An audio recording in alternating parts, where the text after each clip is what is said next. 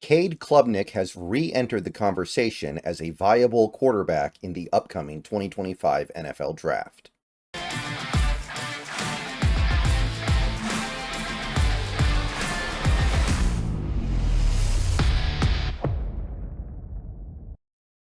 What's going on, everybody? Good morning. It is hump day. It is Wednesday. Hump day in general and hump day for football, it kind of feels like, right? Because this is the last day you got to get through before we get at least a little taste of football Thursday night.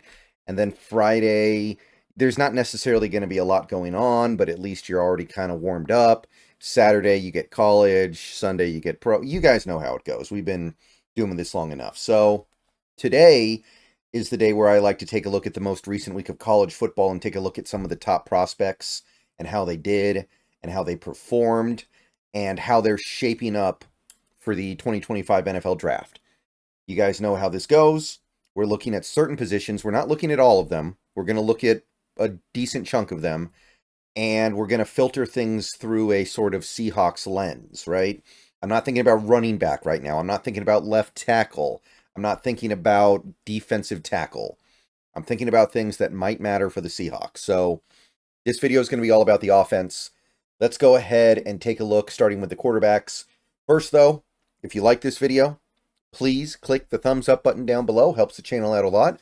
Subscribe if you're new and you want daily Seahawks content. Become a channel member for $2 a month. Click the bell for notifications. Those are the best ways to help support the channel. Okay. The quarterback, it was a pretty good week for quarterbacks.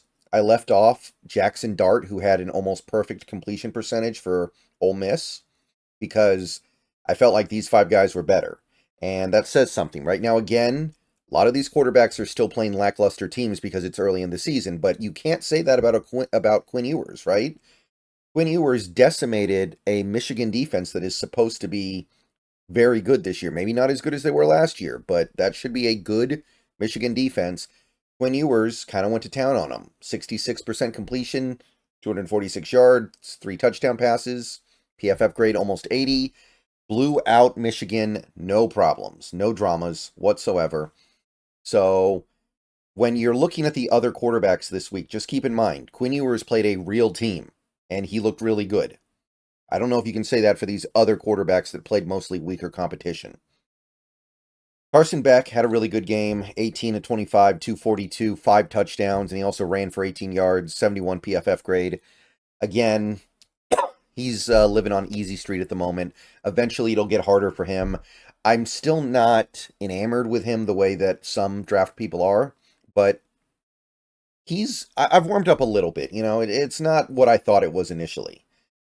Cam Ward continues to light a fire underneath the Heisman hype for Miami. 20 of 26, 304 yards, 3 touchdowns, ran for 13 yards and a rushing touchdown, over a 90 PFF grade. So Cam Ward may be the Heisman frontrunner right now. I'm not saying he's going to win it, but through 2 weeks, I think you'd be hard-pressed to find another player in college football playing better. So really good stuff there. Garrett Nussmeier is going to be a little bit of a new name here. He's the LSU quarterback who was pretty good the first week against USC. LSU lost that game, but he played fairly well. And this week he threw for 6 touchdowns and 302 yards for an LSU offense that is looking pretty sharp. 13 rushing yards, 82 PFF grade. So Nussmeier, he's more of a day 3 guy, I think, right now. I don't know how much he'll ascend beyond that, but he looked good. And the most interesting guy, I think, would be Cade Klubnik for Clemson, because Klubnik was a guy who was being considered as the top quarterback last year, right?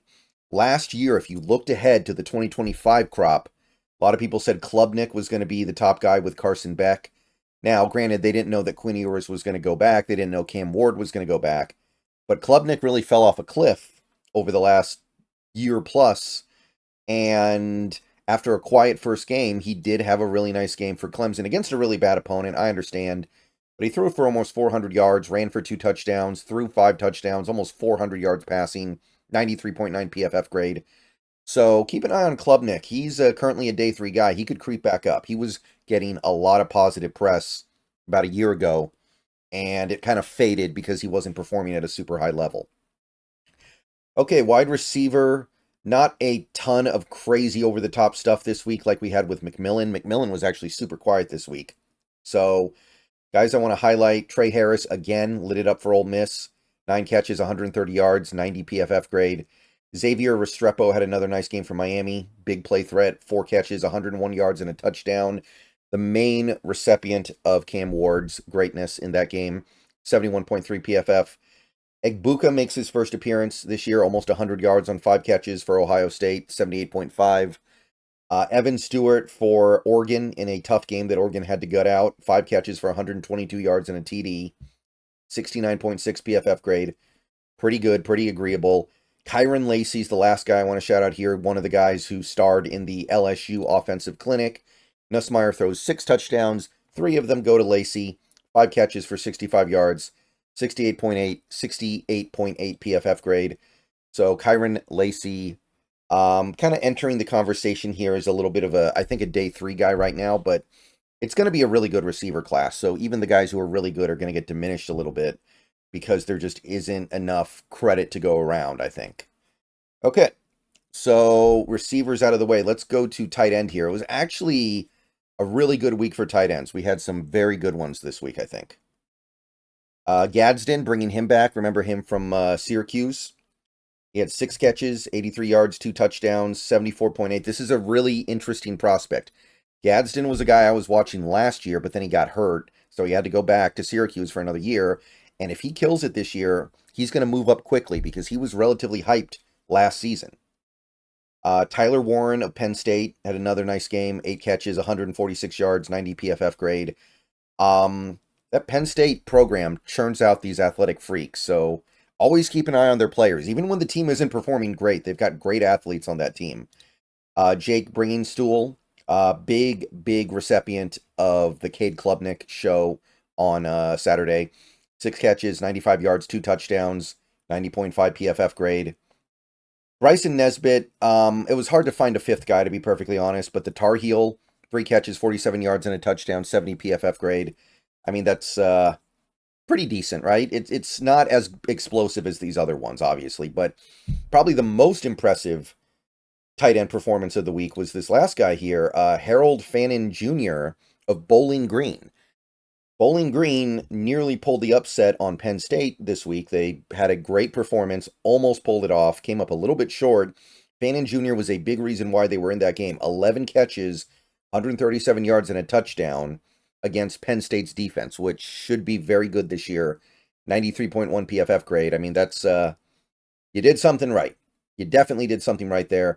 And he's a guy who's building momentum here. I think that by the end of the year, he may be one of the most statistically prolific tight ends in the country. Kind of like a Dallin Holker from last year. All right, moving on to the offensive line here. I found 3 left guards that I thought stood out positively. The first one is not even a left guard, and I'm going to tell you right now, most of the offensive linemen I'm going to talk about here are from Georgia. So Georgia's offensive line playing weaker competition is pretty dominant, as you would expect, but you got to find people to shout out, and you can only play who's in front of you.